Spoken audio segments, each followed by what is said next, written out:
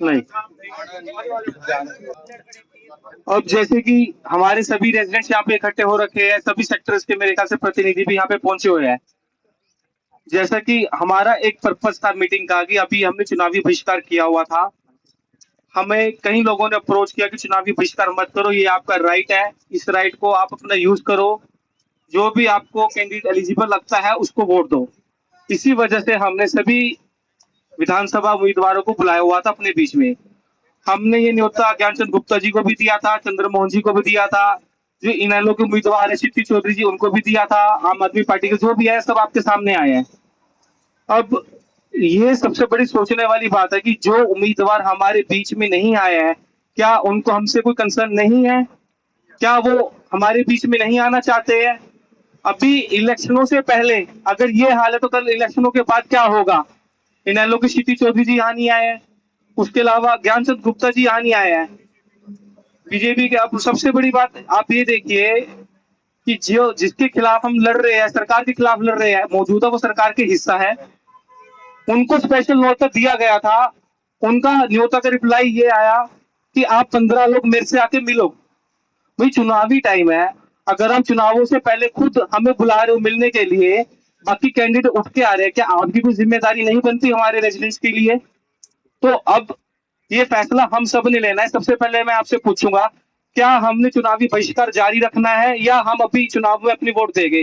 जो चुनावी बहिष्कार जारी रखने की जो चुनावी बहिष्कार के लिए है वो पहले अपना हाथ खड़ा कर दे। 2 मिनट नीचे, 2 मिनट आपको सबको दूंगा। जो चुनावी बहिष्कार के लिए कहते हैं वो अपना हाथ खड़ा कर दिए।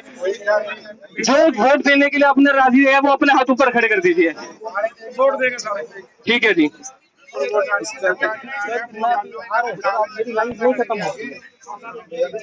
देखो, चुनावी बहिष्कार हमारे पास ऑप्शन नहीं थी।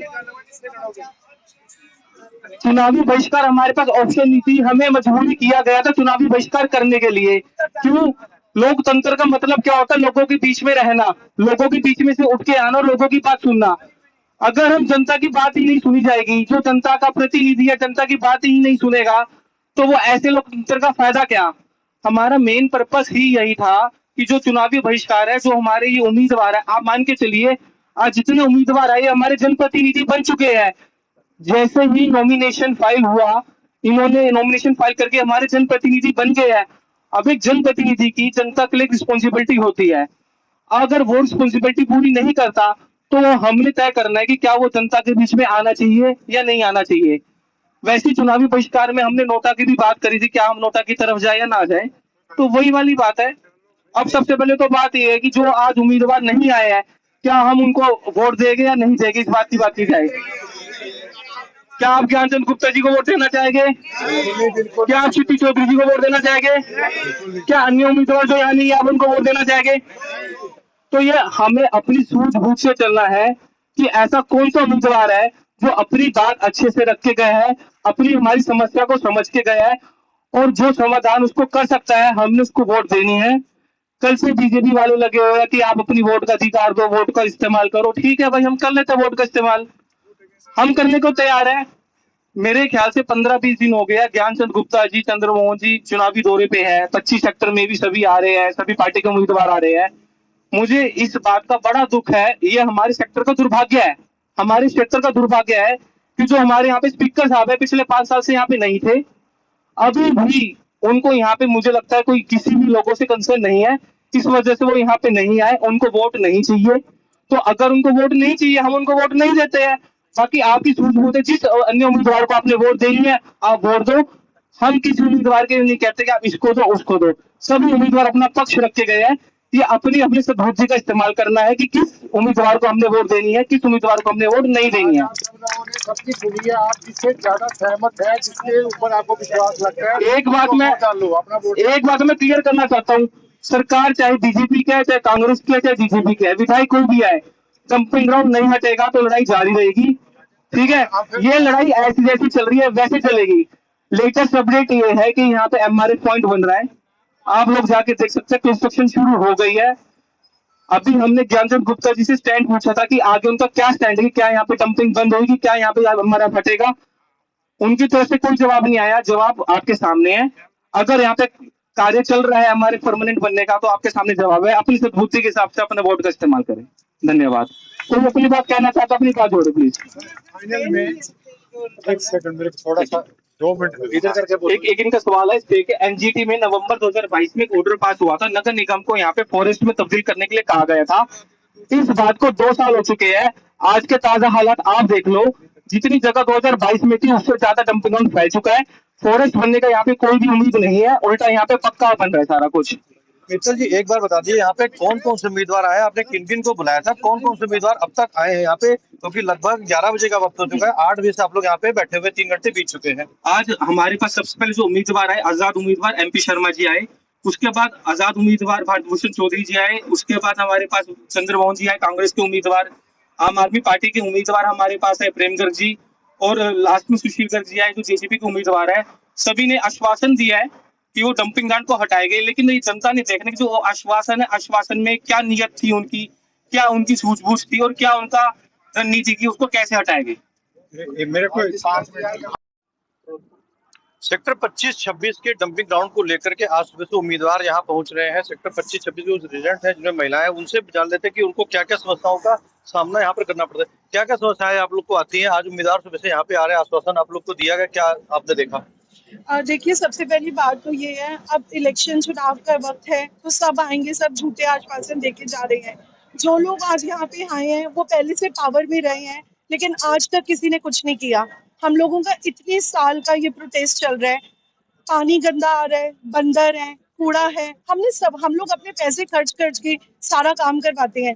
ये प्रॉब्लम कोई पॉलिटिकल प्रॉब्लम नहीं है। सबसे पहले तो मेरा ये मैसेज 25, 26, 27, 28 जितने भी सेक्टर्स हैं, इन सबकी जनता के लिए है। This is not a political issue, ये हमारा कॉमन राइट है। 6th क्लास में जब हमारी सिविक्स शुरू होती है उसमें सिखाते हैं क्लीन वाटर, क्लीन एयर हमारा बेसिक राइट है, और हमें वो ही नहीं मिल रहा, हमें लड़ना पड़ रहा है उसके लिए। आज जितने भी लोग आए हैं, इट वाज जैसे एक प्री रिटन स्पीच होती है, स्पीच देके चले गए हैं। अब इम्प्लीमेंट कौन करते हैं हमें नहीं पता। जो पास्ट के रिकॉर्ड्स हैं उससे तो प्रूव होते कुछ नहीं हुआ। हम लोगों ने यहाँ बैठ के कूड़े के ढेर पे गंद पे बैठकर, हम लोगों ने गंदी हवा में बैठकर हमने डंडे भी खाए हैं, हमारे ऊपर वाटर कैनन्स बरसाई थी, लेकिन किसी ने कुछ नहीं किया। सो मेरी रिक्वेस्ट और किसी से नहीं है, मेरी रिक्वेस्ट है सारे सेक्टर वासियों से, अपने घरों से बाहर निकलो। ये बहुत सीरियस इशू है। जैसे कि लोग कह रहे थे कि डड्डू माजरा में कोई अपनी बेटियों की शादी नहीं करता, यहाँ पे भी वही हाल होने वाला है। It is a very serious issue and I request everyone to step forward and come. 100 लोगों से कुछ नहीं होगा। United we stand and divided we fall. And जब डिवाइडेड वी फॉल, ये लोग यहाँ पे इतने बड़े बड़े ढेर खड़े करेंगे कूड़े के। दिल्ली में जैसे पहाड़गंज बना हुआ है, ये पंचकुला का पहाड़गंज बनेगा। हम लोगों ने करोड़ों रुपए खर्चे हैं इन घरों को लेने के लिए, करोड़ों रुपए। लोगों ने यहाँ पे बहिष्कार कर रखा है वोट का, आप उनको क्या मैसेज देना चाहेंगे कि वोट करें ना करें? क्योंकि आज जो स्थितियां बनी है, काफी सारे उम्मीदवार यहाँ पे आए हैं, और जो नहीं आए हैं उनके लिए क्या मैसेज देंगी आप? मेरा मैसेज ये है कि वोट हमारा राइट है, लेकिन वोट सोच समझ के करो। आप लोगों ने सबके यहाँ पे आज आश्वासन सुन लिए हैं। आश्वासन सुनने के बाद अपना दिमाग लगाइए और देखिए कि कौन हमें सपोर्ट करेगा।